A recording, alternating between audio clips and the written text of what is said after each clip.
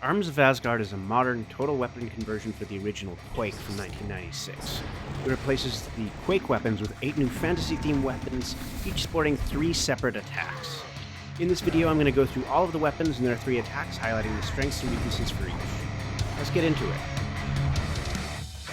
Weapon 1 is the Bloodtaker Mace, which replaces the Axe. Like the Axe, it is a melee attack, short range, but it does more damage and it heals 5 when you land it on an enemy. Great for sustaining during long fights, but in order to get close to your enemies, Attack 2 really helps out. It's a lunge that lets you close distances quickly. You'll shoot straight ahead if you're on the ground, but you can combine it with jump in order to get to high ground. This sort of replaces the rocket jump mechanic from original Quake. Third attack is a drain health spell, medium range, and it will heal you up to 32 hit points. In practice, you typically use the lunge to get close to your enemies and then engage with your melee. You can also use it again with jump in order to get behind enemies or cover gaps you couldn't otherwise jump across. Weapon 2 is the crossbow, which replaces the shotgun. It's a projectile that has a mild spread and it does have some damage fall off at longer distances, so it's really good at close to medium range. For longer distances, the secondary attack will consume more ammo and load a cruel arrow, which does more damage, no fall-off damage, and no spread. You'll notice that after you load a cruel arrow, it will stay even if you swap weapons, so you can do that in advance of the fight. Or you can just fire off the strong arrow and swap to something else afterwards. The third attack is a spell that summons a wall in front of you in case you need to escape, or to buy time to load the cruel arrow, or just to force your enemies to fight amongst themselves.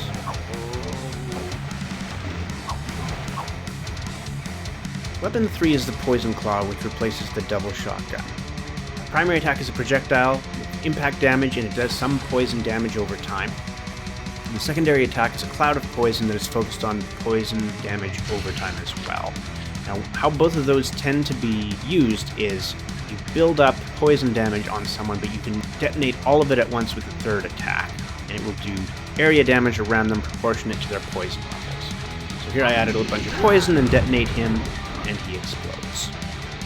For single targets, it's not quite as strong as some of the other weapons, but when you get into an area where enemies are grouped up, you can put a bunch of poison on a bunch of them and have them explode and do damage to nearby enemies.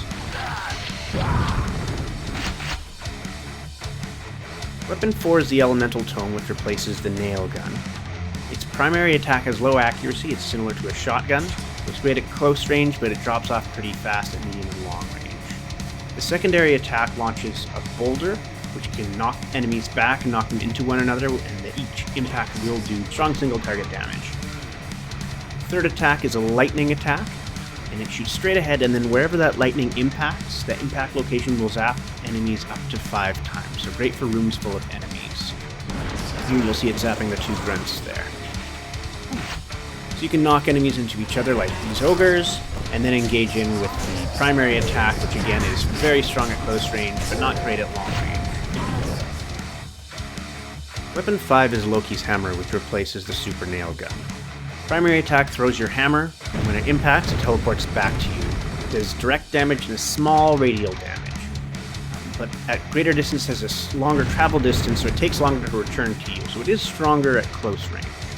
Attack 2 fires 5 projectiles, which do damage and can set enemies on fire. Attack 3 is an attack where you smash the ground in front of you, and it will do an area damage to anyone near you and knock them into the air. So single target damage is pretty decent, and you can set enemies on fire, and they will set other enemies on fire given time. Where this weapon really shines is in large areas where there's a bunch of people grouped up and you can damage all of them at once. Weapon 6 is the Void Staff, which replaces the grenade launcher. Now, it's a combo weapon. It relies on attacks 1 and 2 together. Attack 1 sends projectiles which arc slightly up because they're lighter than air and certainly than water, so it's not very useful underwater. But Attack 2 detonates any of those projectiles, so it really is designed to be used where you launch a few and detonate them together. You can damage yourself with it. The third attack creates a spell which will provide you armor if you're in line of sight and will help you sustain through long fights.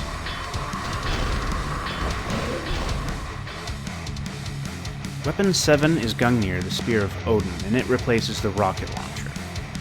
Its primary attack is a melee attack, but in instances where enemies are greater than that range, it will actually fire a projectile to pull them towards you, so you can then kill them with a melee attack. The secondary attack on Gungnir is a diving attack, so it causes you to jump straight up, and if you're aiming down, you will go towards that target, causing area and direct damage to your enemies. Attack 3 is the Eye of Odin, which is a vortex which pulls enemies in and zaps them with lightning. It's great in combination with the dive attack that you'll see here. Really great combination. The 8th and final weapons in Arms of Asgard are the Sanguinators, and they replace the Thunderbolt or Lightning Gun. Just like the Lightning Gun, they are a periodic hit scan attack. Where they differ is that their primary utility is in drawing health from your enemies. So it actually draws their blood and brings it back to you, and that will heal you. Now, if you're at or above 100 health, those blood globs are going to actually hover and follow you around until you need it, and they also help enhance the second attack. Your secondary attack normally consumes 30 health, and it summons an Orb of Corruption, which then launches projectiles at your enemies. If any of that blood is available that you've drawn to your primary attack, it will consume that instead of your health.